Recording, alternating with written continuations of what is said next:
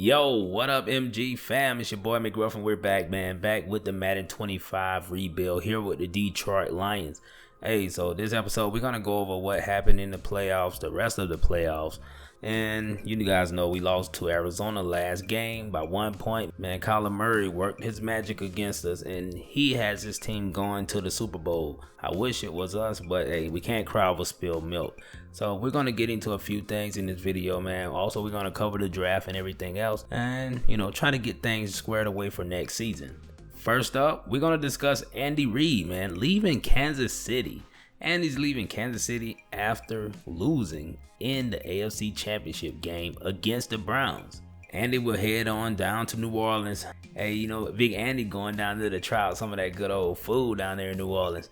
So he will be down there trying to get this team back into the playoffs and try to bring a Super Bowl to the New Orleans Saints. Tennessee will also have a new head coach, John Glidewell. This is his first job, so it'll be interesting to see if he can get this team back to their winning ways. So speaking of Andy Reid, the Chiefs lost in the AFC Championship game to the Browns, 45-35. Hey, Andy probably say, man, I'm tired of Pat Mahomes. I want to try something different. The Browns got it there in the AFC. Let me slide to the NFC. The Browns run the AFC, so in the Pro Bowl, they had the most players on the roster. But most of these guys won't play because they're going to the Super Bowl. Why would they play in the Pro Bowl if they're going to the Super Bowl? So some reserves will get some burn. And we had a few players on the NFC side of things in the Pro Bowl. My boy KJ got in there. Milton got him a spot. We had some offensive linemen in there doing some things. And defensively, we ended up having my boy Justin Coleman get him a spot there at the cornerback position. So after we simulated the Super Bowl, the Cardinals came out on the bottom. You thought I was going to say on top, but the Cardinals ended up losing to Cleveland, man. Cleveland with another Super Bowl here in this series. I'm not sure how many that is. I think that's like their second or third. I didn't even keep count. The Cardinals had a beautiful run, man. Made it all the way from wild card weekend all the way to the Super Bowl. Kyler Murray put on a magical run, but it ended there with a loss. So in the box score, you can see, man, Kyler had a rough day, throwing 4 interceptions, 1 touchdown. Kevin Hogan, not much going on there. 0 touchdowns, 0 interceptions. So he didn't turn the ball over. So that was a good thing. Flacco came in and turned the ball over 1 time for the Cleveland Browns. The Cardinals did control the running game. Kalen Ballage ended up having 100 yards on the ground on 16 carries, 1 touchdown, but 1 fumble as well. Nick Chubb ended up getting 88 yards, 1 touchdown, 1 fumble. So you can already see the turnovers killed the Cardinals. Like they always said, offense wins games, defense wins championships, and the Browns defense stepped up. They had 4 turnovers today. Anytime you get that many turnovers, man, you can expect to win. And if you take a look at the scoring summary, the Cardinals held the lead all the way until the 4th quarter, where the Browns poured on 19 points. Man, that was a pretty decent comeback, man. They shut those guys out in the 4th quarter. Hey, the Cardinals were very close. 3 quarters. They were 1 quarter short of winning their first Super Bowl. So as we wrapped up the Super Bowl results, we're going to get into the offseason. So the Falcons cornerback Cortland Finnegan, hey, he will call it quits after a successful career in the NFL. And his teammate Tom Brady walks away again. This is his 2nd time retiring in this game. I think he's done for good right now, man. He's one of the greatest players. Didn't get that Super Bowl like he did in real life. And the Falcons will have to rebuild from here. So we'll move on to the re-signing stage.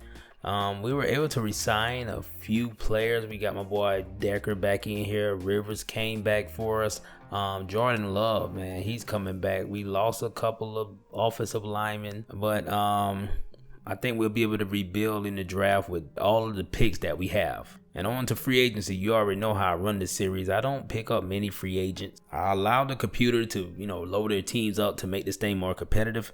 And you can see here they got Pelter as the top free agent on the board, along with Fuller and Josh Norman. So I guess whoever in search of a nice DB, they will find one in this year's free agency. So following the free agency, you can see Clay Matthews will head back to Green Bay for a 1-year contract. And the Panthers ended up getting Cortland Sutton for 6 years, $60 million. And look at the big surprise. Kyler Murray didn't resign with the Cardinals after taking them to the Super Bowl, and he will replace Tom Brady in Atlanta for 4 years, $17.3 million.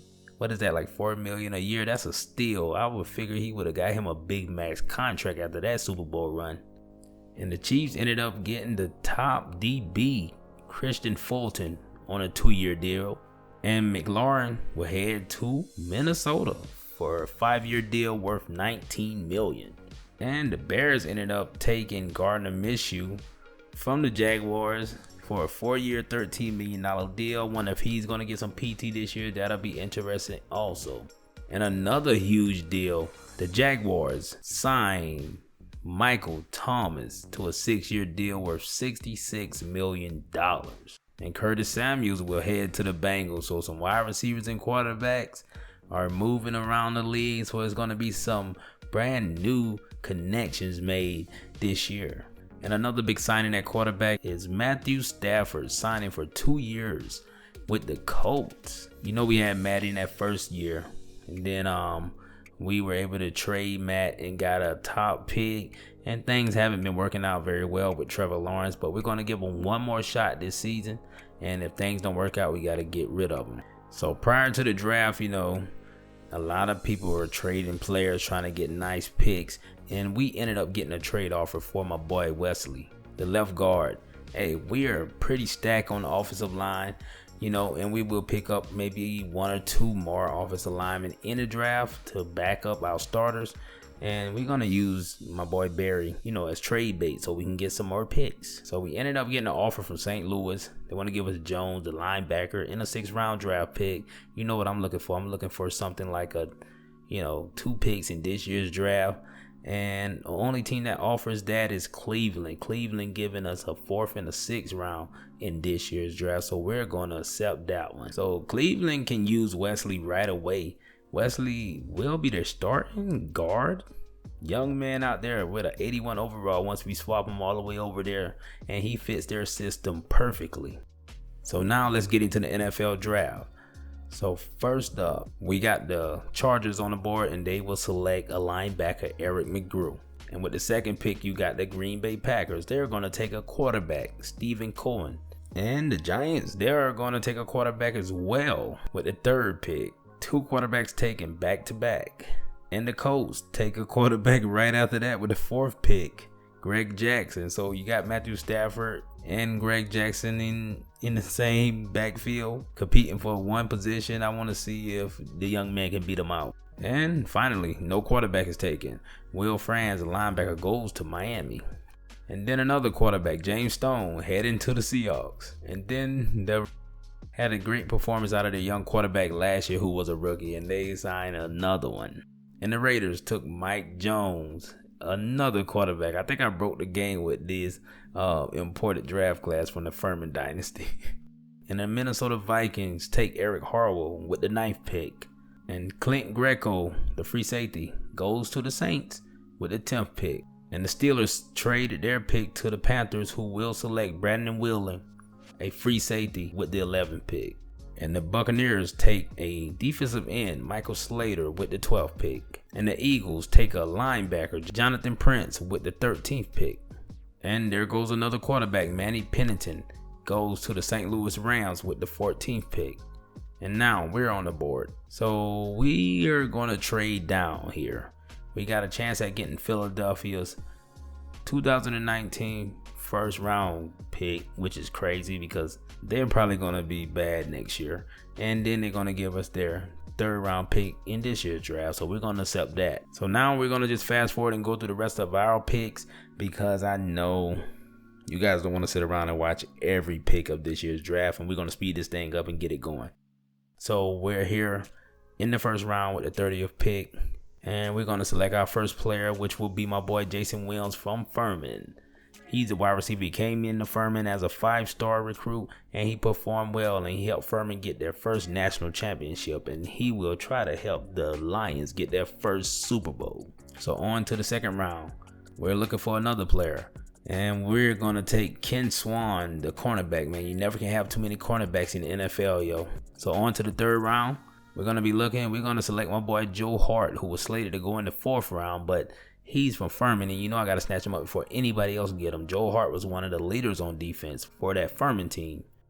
And with another pick here in the 4th round, we're going to trade this pick away and give it to the Giants for a 3rd round pick next year because I don't see anyone that I want at that position. And in the 6th round, we're going to select John Bostic, the defensive end from Nebraska.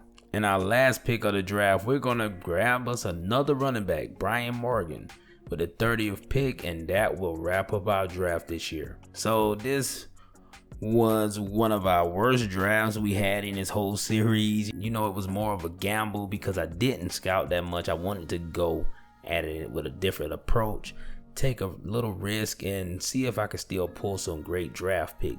So we were able to get Jason Williams in the 1st round. He's a 70 overall coming in at wideout. And our 2nd round pick ended up being a 72 overall at cornerback. And our linebacker, Joe Hart, was a 70 overall. And Jason Jordan, another linebacker we selected in the 3rd round, is a 68 overall. So he may see some PT. The left guard that we selected in the 4th round ended up being a 59. That's not great. And we were able to pick up Darius Olsen, another running back. He's a 64 overall in the 5th round. I think he's going to be pretty decent. And we got that right end, John Bostic. He's a 60 overall. Not that great. So we also picked up a kicker. I'm not sure why. Made a mistake, but hey, he might be able to kick for us this year. We might get something for him. Maybe a 6th round pick for our starting kicker. So now that the draft is done, we're going to get ready for the next season, man. It's going to be Super Bowl or bust. We're going to try our best to keep Trevor healthy, because we need him every inch of the way. Man, when we trying to get to the Super Bowl, we can't afford for him to get injured like those last 2 seasons. I think we assembled a Super Bowl team. We're coming up short there in the last minute. Last 2 seasons, we made it to the NFC Championship, but I believe the 3rd year is a charm, and I think we're going to get over the hump this year. So I appreciate you guys for watching this video. Hit that like button and notification bell. Hey, and subscribe to the channel, man. It's your boy McGruff, and I'm out of here. 1.